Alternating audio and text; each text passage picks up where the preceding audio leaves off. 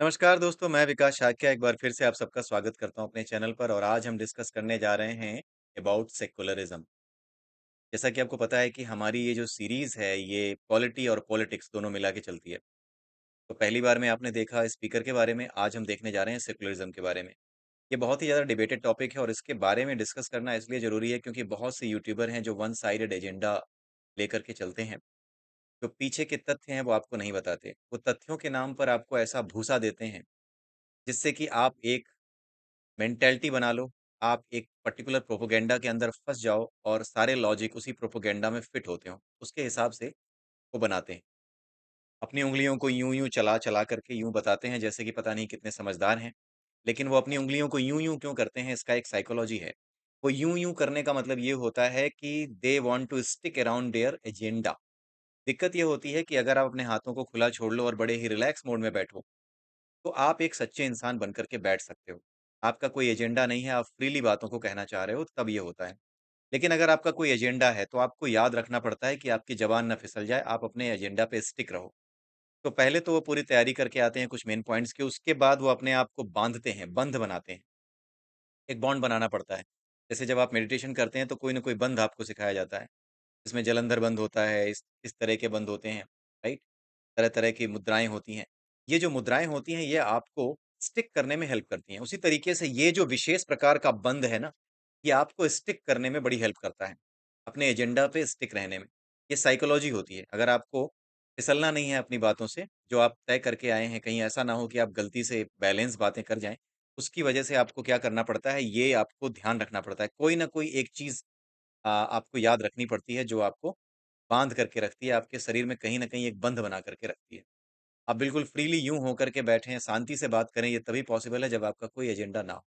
अगर कोई व्यक्ति यूँ-यूँ कर रहा है या यूँ-यूँ उचक रहा है या फिर यूँ-यूँ करके आता है, एक हैं एंकर न्यूज़ चैनल पे वो यूँ-यूँ करके आते हैं, नमस्कार दोस्तों, तो वो अपने आप को तैयार कर रहे होते हैं उस एजेंडा के लिए कि कहीं भूल ना जाऊँ। लेकिन जो व्यक्ति बिना किसी एजेंडा के बात करता है, वो बहुत ही शांति से बैठता है, उसके चेहरे पर कोई तनाव नहीं होगा, उसके हाथों में किसी तरह का बंध नहीं होगा, कोई स्पेसिफिक मुद्रा उसकी नहीं होगी। ख़ास करके ये मुद्रा जितनी ज़्यादा स्ट्रॉन्ग दिखती है, ये स्टाइल बहुत ज़्यादा एविडेंट है। ये एविडेंट स्टाइल ये बताता है कि very much interested in your own agenda. अपने एजेंडा में इंटरेस्टेड रह करके बंदे को बात करनी पड़ती है और ये अपने आप को याद दिलाना पड़ता है, भाई खिसकना नहीं है, यहाँ से हिलना नहीं है, कोई बात ऐसी ना बोल जाओ जो कि बैलेंस्ड हो। ये बात होती है, ये चक्कर होता है, इस वजह से प्रॉब्लम होती है। इस वजह से जो है एजेंडा आपके सामने आते हैं और जो सब्जेक्ट है, जो मूल विषय है, उसके बारे में आपको कोई नहीं बताता।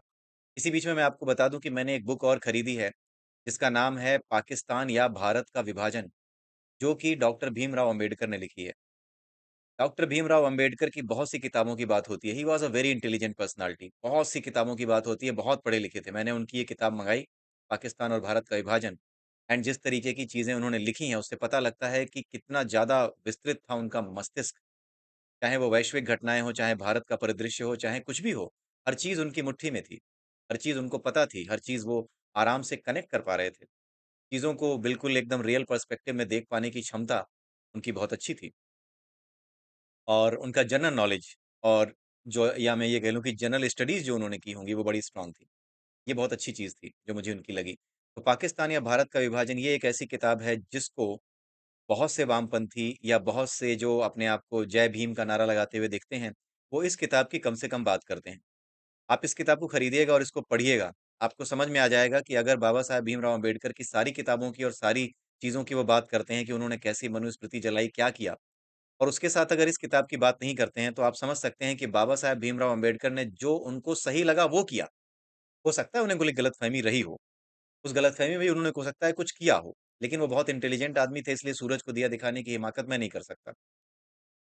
लेकिन अगर उनके अनुयायी कहने वाले लोग उनकी एक बात को लेकर चलें और दूसरी बात को इग्नोर करें, जैसे उन्होंने किताब लिखी पाकिस्तान और भारत का विभाजन, आप उसको पढ़ कर के देखिएगा, उनके विचार आपको समझ में आएँगे और आपको समझ में आएगा कि भारत का सेकुलरिज़्म कितना ज़्यादा आज के समय में घायल है।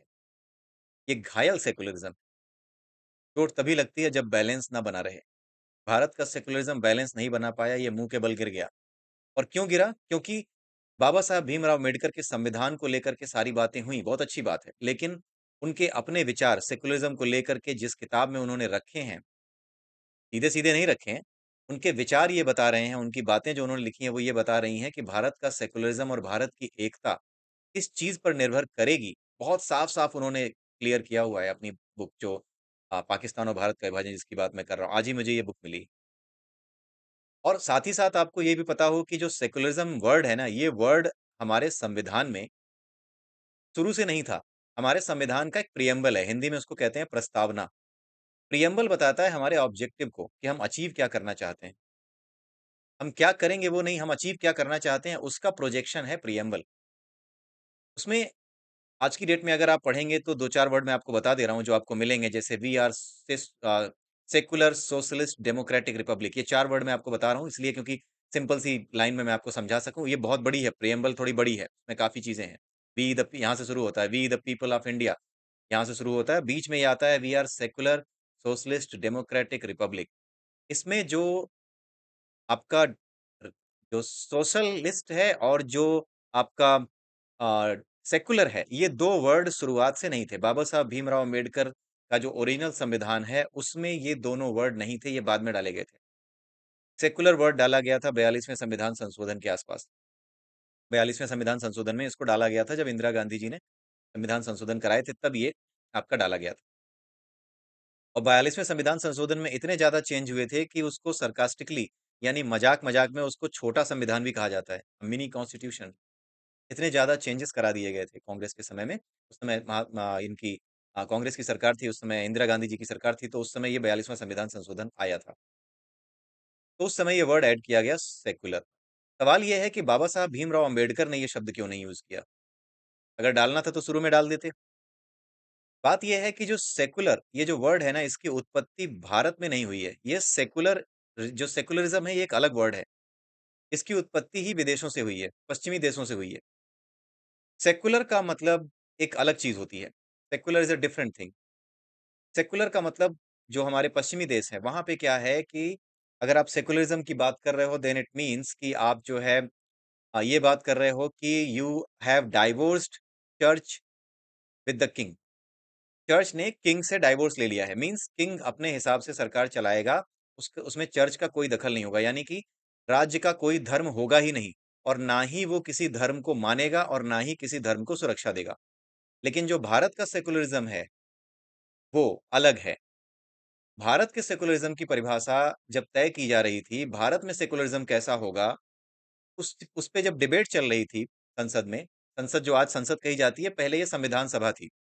यही संविधान सभा बाद में संसद बन गई थी। जब तक ये संविधान बना रहे थे, तब तक ये लोग संविधान सभा में थे और जैसे ही संविधान बन गया, वैसे ही संविधान सभा क्या हो गई, भंग हो गई। सॉरी, हाँ, संविधान सभा भंग हो गई और वो संसद में तब्दील हो गई। संविधान सभा सॉरी कभी भंग नहीं हुई थी, मैं आपको बता दूँ।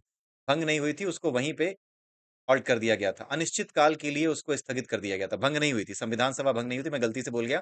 संविधान सभा भंग नहीं की गई थी। ये नहीं कहा गया था कि संविधान सभा आज के बाद काम ही नहीं करेगी। आई थिंक इसका जो बैटरी है वो समाप्त हो रही है, तो मुझे बैटरी इसमें जो है चार्जर इसका ऐड करना होगा। तो सॉरी फॉर दैट थोड़ा-सा आपको देखना पड़ेगा।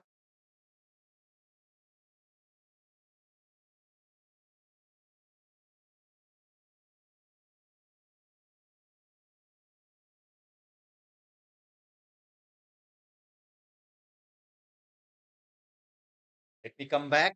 तो वापस आ गया मैं। तो संविधान सभा जो थी, वो कभी स्थगित नहीं हुई थी, कभी भंग नहीं हुई थी। उसको केवल अनिश्चित काल के लिए स्थगित कर दिया गया था। ठीक है? वो कभी भंग नहीं हुई थी। ठीक है? तो उसको जब अनिश्चित काल के लिए स्थगित कर दिया गया, तो उसके बाद यही संविधान सभा जो है, वो उसकी तरह काम करने लगी। संसद की तरह काम करने लगी। अब जब संसद की तरह काम करने लगी, तो वहाँ पर जो है संविधान तब तक आ चुका था, लेकिन संविधान आने से पहले बहुत से डिस्कशंस हुए। उन डिस्कशंस में ये बात आई और भीमराव अम्बेडकर और जो उनका पूरा हमारा जो संविधान निर्माता समिति थी, उस समिति ने ये डिसाइड किया कि हमारा जो सेकुलरिज़्म है, वो अलग है, दुनिया के सेकुलरिज़्म से अलग है।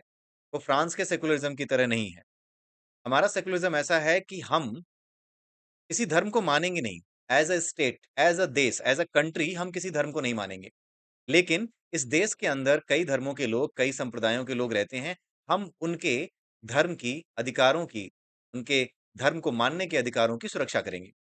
हमारा कोई धर्म नहीं होगा, यानी कि स्टेट का कोई धर्म नहीं होगा, राज्य का कोई धर्म नहीं होगा, देश का कोई अपना डिक्लेयर धर्म नहीं होगा। हम नहीं कह सकते कि हाँ, ये देश इस्लामिक रिपब्लिक ऑफ इंडिया होगा। हम नहीं कह सकते कि ये क्रिश्चियन रिपब्लिक ऑफ इंडिया होगा। लेकिन इस देश में रहने वाले जितने भी क्रिश्चियन, मुस्लिम, हिंदू जो भी हैं, वो अपने धर्म को मान सकेंगे। अपने धर्म के हिसाब से पूजा-पाठ कर सकेंगे। ये चीज़ की छूट दे दी गई। और ये कहा गया कि ऐसे तो हमारा कोई धर्म नहीं होगा, राज्य का या देश का ऐसे तो कोई धर्म नहीं होगा, लेकिन जैसे ही कोई व्यक्ति किसी दूसरे के धर्म में दखल-अंदाज़ी करेगा, उसको हानि पहुँचाने की कोशिश करेगा उसके धार्मिक मान्यताओं की वजह से, तो उस केस में we will become active. Bharat का संविधान एक्टिव हो जाएगा और वो उस व्यक्ति के अधिकारों की, अपने पूजा-पाठ के, अपने धर्म को मानने के अधिकारों की सुरक्षा करेगा जिसको प्रताड़ित किया जा रहा है। तो इसके लिए कुछ संविधान में आर्टिकल भी होने चाहिए। तो भारत के संविधान में तीसरा जो चैप्टर है, उसको कहते हैं फंडामेंटल राइट्स का chapter. Fundamental rights article number 12 यानी 12 से शुरू होते हैं और आर्टिकल नंबर 35 तक जाते हैं। तो आर्टिकल 12 से लेकर के आर्टिकल 35 तक भारत के संविधान में फंडामेंटल राइट्स हैं। इन फंडामेंटल राइट्स में ही 2 राइट्स ऐसे डाल दिए गए। एक तो था आर्टिकल नंबर 25 और दूसरा था आर्टिकल नंबर 26। 25वां और 26वां जो आर्टिकल है वो डाल दिया गया संविधान में। और 25वें और 26वें जो संविधान के आर्टिकल में जो लिखा गया था वो कुछ यूँ था कि कोई भी व्यक्ति अपने धर्म को प्रोफेस करने के लिए, प्रीच करने के लिए, प्रोपेगेट करने के लिए स्वतंत्र होगा। ठीक है? 25वें में भी यही है, 26वें में भी यही है, लेकिन फिर अंतर क्या है? दोनों चीज़ें एक साथ तो नहीं लिखी जाएँगी। आप इसको पढ़ लीजिएगा। लेकिन मूल तत्व यही है कि कोई भी व्यक्ति अपने धर्म का प्रचार करने, अपने धर्म को बढ़ावा देने, अपने धर्म की बातें करने और अपने धर्म का पालन करने के लिए स्वतंत्र होगा। प्रचार करने के लिए भी स्वतंत्र होगा। लेकिन 25वें और 26वें दोनों ही आर्टिकल में ये चीज़ लिखी होने के बाद अंतर कहाँ आता है? अंतर आता है इस चीज़ में कि जो आर्टिकल नंबर 25 है, वो ये कहता है कि आप अपने धर्म का प्रचार तो कर सकते हो। उसके आधार पर जो भी रिस्ट्रिक्शंस या जो भी मान्यताएँ हैं, उनको मान तो सकते हो। लेकिन ये व्यक्तिगत रूप से लागू होगा, यानी व्यक्ति पर लागू होगा। जो आर्टिकल नंबर 25 है, वो व्यक्ति पर लागू होगा। मेरा मन करता है कि मैं हिंदू रहूँ, मेरा मन करता है कि मैं मुस्लिम बन जाऊँ, मेरा मन करता है मैं सिख बन जाऊँ, मेरा मन करता है मैं ईसाई बन जाऊँ, तो ये मेरी मर्ज़ी है, धर्म मेरा व्यक्तिगत मामला होगा। ये आर्टिकल 25 कहता है और जब ये व्यक्तिगत मामला होगा, तो ये किस पे अप्लाई होगा? जो व्यक्तिगत मामला होगा, वो धर्म के पूरे सेक्ट पे अप्लाई होगा। जैसे हिंदू ये पूरा का पूरा हिंदू धर्म पे अप्लाई होगा। हिंदू धर्म का कोई भी व्यक्ति हो, अगर वो इस्लाम में जाना चाहता है, तो वो उसकी मर्ज़ी है। इस्लाम में मानने वाला कोई व्यक्ति है, वो हिंदू धर्म में आना चाहता है, उसकी मर्ज़ी है, व्यक्तिगत रूप में है। लेकिन अगर वो ऐसा करता है, अपने धर्म का पालन करता है, अपने धर्म के हिसाब से चलता है, हिंदू है तो हिंदू मान्यताओं के हिसाब से चलता है, तो उस पर 4 लेवल्स पर रिस्ट्रिक्शंस होगी। पहली चीज़ होगी पब्लिक ऑर्डर, दूसरी चीज़ होगी मोरालिटी, तीसरी चीज़ आपकी होगी हेल्थ और चौथी चीज़ एक और है।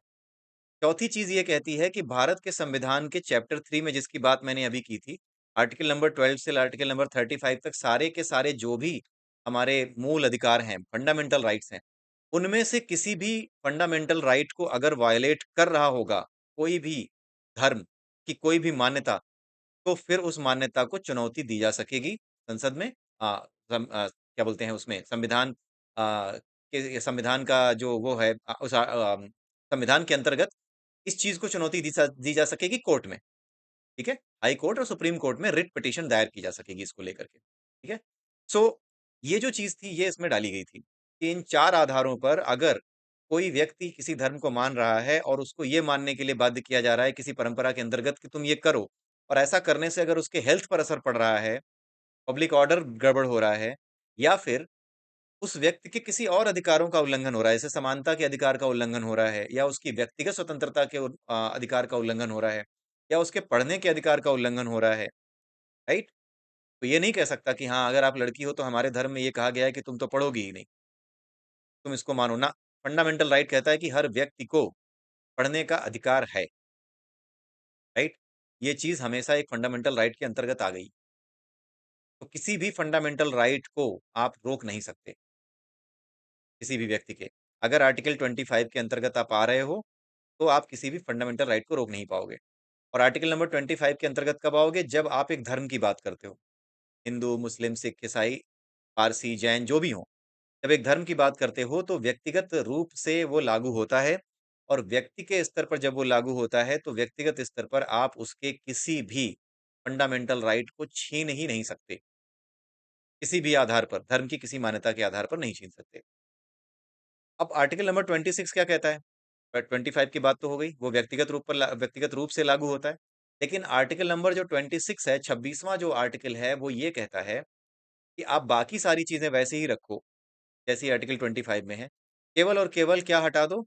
कोई भी आर्टिकल जो कि चैप्टर 3 में है, जो ये कंडीशन थी ना कि कोई भी फंडामेंटल राइट वायलेट नहीं होना चाहिए, ये वाली कंडीशन हटा दो। अब ये कंडीशन कब हटेगी? ये कंडीशन तब हटेगी जब आप किसी एक धर्म के अंदर, जैसे हिंदू धर्म के अंदर या मुस्लिम धर्म के अंदर आप एक डिनोमिनेशन हो, एक रिलीजियस डिनोमिनेशन हो, ठीक है? यानी जैसे कि आप हिंदू धर्म में हो, लेकिन हिंदू धर्म में भी बहुत से लोग हैं, आर्य समाज भी है, आर्य समाज की अपनी पद्धति है। वो मना कर सकता है किसी चीज़ को करने से या फिर अपने स्कूल खोलेगा तो वहाँ कह सकता है नहीं हमारी ही प्रार्थना होगी। तो व्यक्तिगत स्वतंत्रता से अलग हो जाता है क्योंकि वो एक रिलीजियस डिनोमिनेशन है। तो क्योंकि वो रिलीजियस डिनोमिनेशन है तो वो अपने यहाँ अपनी मान्यताओं को मनवा सकता है, क्योंकि वो डिनोमिनेशन है। और क्योंकि वो डिनोमिनेशन है इसलिए उसका सारा मुद्दा आर्टिकल 25 में नहीं आएगा। रिलीजियस डिनोमिनेशन का सारा मुद्दा आर्टिकल 26 में आता है। अगर आप किसी धर्म के अंदर एक रिलीजियस डिनोमिनेशन हो, तो आपके सारे मुद्दे जो कि स्वतंत्रता के अधिकारों से हैं या फिर आपके मूल अधिकारों से जुड़े हुए हैं, ये सब आर्टिकल 26 में आएगा। आर्टिकल 26 में भी एक बंधन है, 3 बंधन है भई। आप केवल और केवल वो हटा दो, any any article from 12 to 35 जो कि चैप्टर 3 में फंडामेंटल राइट में, बस इसको हटा दो। बाकी सारे हैं, पब्लिक ऑर्डर, मोरालिटी और हेल्थ। इस आधार पर अगर किसी का नुकसान हो रहा है, तो भले ही आप रिलीजियस डिनोमिनेशन है, तब भी आपको रोक दिया जाएगा। आपको ऐसा करने से रोक दिया जाएगा अगर आपके किसी मान्यता की वजह से किसी के हेल्थ को या मोरालिटी जो लोगों में है या फिर जो आपका पब्लिक ऑर्डर है, उसको कोई नुकसान पहुँच रहा है, तो उस केस में आपको रोक दिया जाएगा। लेकिन अगर किसी के कि जो है व्यक्तिगत अधिकार जो कि उसके फंडामेंटल राइट्स हैं, जो मूल अधिकार हैं, अगर उनका हनन हो रहा है किसी जगह पर और आप रिलीजियस डिनोमिनेशन है और अगर वो मूल अधिकारों का हनन कर रहे हैं और मूल अधिकार ऐसे नहीं हैं जो कि मस्ट गारंटीड राइट्स हैं संविधान की तरफ से कि हाँ ये तो देंगे ही देंगे या फिर आपके संविधान की जो मूल संरचना है उसके अंतर्गत वो चीज़ नहीं आती, उस केस में कोर्ट अपनी तरफ से फैसला दे सकता है कि हाँ, आप इसको लागू रख सकते हो, राइट? जैसे एक एग्ज़ाम्पल लेते हैं, ये आखिरी सेक्शन है इस वीडियो का। आई होप कि आपको समझ में आया होगा अभी तक का कि क्या चक्कर है। किस वजह से जो है चीज़ें थोड़ी-सी डिफर कर जाती हैं आर्टिकल 25 और 26 के केस में। अब एक एग्ज़ाम्पल से ये बहुत ज़्यादा क्लियर हो जाएगा। जैसे एक केस आया था, सबरीमाला का केस आया था। सबरीमाला के केस में क्या हुआ था, कि सबरीमाला का केस लेकर के जब सुप्रीम कोर्ट में गए, तो ये कहा गया कि सबरीमाला के लोग जो है वो एक डेटी को मानते हैं और जो देवता हैं, वो किसी भी ऐसी स्त्री को जो कि 15 से 45 या फिर उस एज में है जब वो रिप्रोडक्टिव एज में होती है, तो वो उनका दर्शन नहीं कर सकती। ये मान्यता है, क्योंकि वो एक ब्रह्मचारी हैं। ब्रह्मचारी हैं, तो वो जो देवता हैं, वो ब्रह्मचारी हैं, तो उनकी भावनाओं का ख़्याल रखना पड़ेगा क्योंकि वो देवता ही ब्रह्मचारी के रूप में जाने गए हैं। इसलिए कोई भी स्त्री जो कि 15 से 45 वर्ष के ऐज के बीच की है, वो उनका दर्शन नहीं करेगी, वो उन्हें दर्शन नहीं देंगे। इस चीज़ की बात की गई। अब कोर्ट में ये बात रखी गई कि ये ऐसा हमारी मान्यता है और हम सबरीमाला के जो पुराण है, अपना एक पुराण है सबरीमाला का, उसका जो है उनका जो डेटी हैं सबरीमाला के, उनका अपना पुराण है, उसमें ये चीज़ मेंशन की गई है। तो उन्होंने बताया कि हमारा अपना एक पुराण है। कोर्ट ने बोला वो सब ठीक है, आपका पुराण है, सब कुछ है, लेकिन आप कृपया करके ये बताइए कि क्या आप हिंदू धर्म के अंदर एक रिलीजियस डिनोमिनेशन हैं? तो ये बात निकल कर के आई कि किसी भी तरीके से ये साबित ही नहीं किया जा सकता था, ऐसा था ही नहीं कि सबरीमाला में जो उस डेटी को मानने वाले लोग थे, ठीक है? वो ये साबित कर सकें कि हम एक रिलीजियस डिनोमिनेशन है। वो केवल ये साबित कर पाए कि हम हिंदू धर्म के लोग हैं और एक खास देवता के प्रति हमारी ये मान्यता है। तो कोर्ट मजबूर हो गई। कोर्ट ने कहा कि आप रिलीजियस डिनोमिनेशन अगर नहीं हैं, तो आपका केस किसमें जाता है? आपका केस जाके गिरेगा आर्टिकल नंबर 25 में, आपका आर्टिकल नंबर 26 में ये केस नहीं गिरेगा। अगर आपका केस आर्टिकल नंबर 26 में आकर के नहीं गिरा है, 25 में गिरा है, तो वहाँ पर समानता का अधिकार यानी कि औरतें भी जाकर के दर्शन कर सकती हैं। किसी व्यक्ति को दर्शन से वंचित नहीं किया जाएगा। पब्लिक प्लेस, मंदिर, कुएँ, बावड़ी, जलाशय इन जगहों से किसी को एक्सेस करने से मना नहीं किया जाएगा। ये सब चीज़ें लागू होती हैं उस केस में जब आप आर्टिकल नंबर 25 में रिलीजन को लेकर के या सेकुलरिज़्म को लेकर के रिलीजियस राइट्स को लेकर के फँसते हो, राइट? तो ये जो 2 आर्टिकल हैं 25 एंड 26 इसी की वजह से जो हमारा सबरीमाला का केस था वो 26 में जाकर के फँसा सॉरी 25 में जाकर के फँसा। अगर वो 26 में आ जाता, अगर ये साबित हो जाता या फिर पहले से ऐसा होता कि सबरीमाला के डेटी को मानने वाले लोग एक रिलीजियस डिनोमिनेशन अपना रखते कि हम जो है रिलीजियस डिनोमिनेशन हैं, जैसे शैव संप्रदाय है, वैष्णव संप्रदाय है, शैवायत, लिंगायत अगर इनकी बात करें तो ये एक डिनोमिनेशन हैं। राइट? लेकिन जो सबरीमाला के डेटी को मानने वाले लोग थे, वो एक रिलीजियस डिनोमिनेशन अपने आप को साबित नहीं कर पाए, नहीं थे। इस वजह से आर्टिकल नंबर 25 में फँसने की वजह से हुआ ये कि उनको ये फ्रीडम नहीं दी गई कि आप अपने हिसाब से तय कर सको कि कौन इनके दर्शन करेगा और कौन नहीं। इसी वजह से कोर्ट ने उस समय मजबूर होकर के जो है ये फैसला दिया। मजबूर क्या उनको तो कॉन्स्टिट्यूशन के हिसाब से चलना है। एज़ इट इज़ कॉन्स्टिट्यूशन उनका वो है। तो आप समझ सकते हैं कि कॉन्स्टिट्यूशन को लेकर के आप चीज़ें देख सकते हैं कि किस तरीके से चीज़ें काम करती हैं कॉन्स्टिट्यूशन में सो दैट आप ये जान सकें कि वास्तव में हमारा संविधान जो है रियल ग्राउंड्स पे कैसे काम करता है। ऐसे हमारा जो हिंदू धर्म है कई जातियों में विभाजित है, बहुत से सेक्ट्स में विभाजित माना जाता है, राइट? लेकिन जब बात आती है अधिकारों की तो हम अधिकारों को हिंदू धर्म के आधार पर ही देखेंगे, ठीक है? तो ये था आज का वीडियो जिसमें हमने सेकुलरिज़्म के बारे में बात की और बेसिक कॉन्सेप्ट ऑफ सेकुलरिज़्म का मैंने एक्सप्लेनेशन आपको दिया। लेकिन मैं आपको बता दूँ कि ये जो मैं आपको एक्सप्लेनेशन दे रहा हूँ, संविधान को लेकर के या जिन चीज़ों को, ऐसा नहीं है कि मैंने अलग से कोई कोर्स किया, मैं कोई वकील हूँ। मेरा इंटरेस्ट है इन चीज़ों को पढ़ने का और ख़ास करके मुझे एक बहुत अच्छे टीचर मिल गए ऑनलाइन, अनअकैडमी पे वो पढ़ाते हैं and he is a supreme court के वकील हैं, सीनियर एडवोकेट हैं, उनका नाम है सिद्धार्थ अरोड़ा एंड उन्होंने ही ये चीज़ें बड़े अच्छे से समझाई हैं।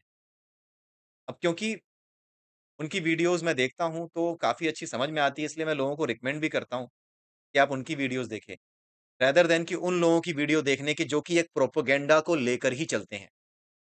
आप ज्ञान को बढ़ाएँ, अपने भीतर प्रोपेगेंडा ना भरें, अपने भीतर दिमाग में ज्ञान की चीज़ों को रखें, भूसा ना भरें कृपया करके।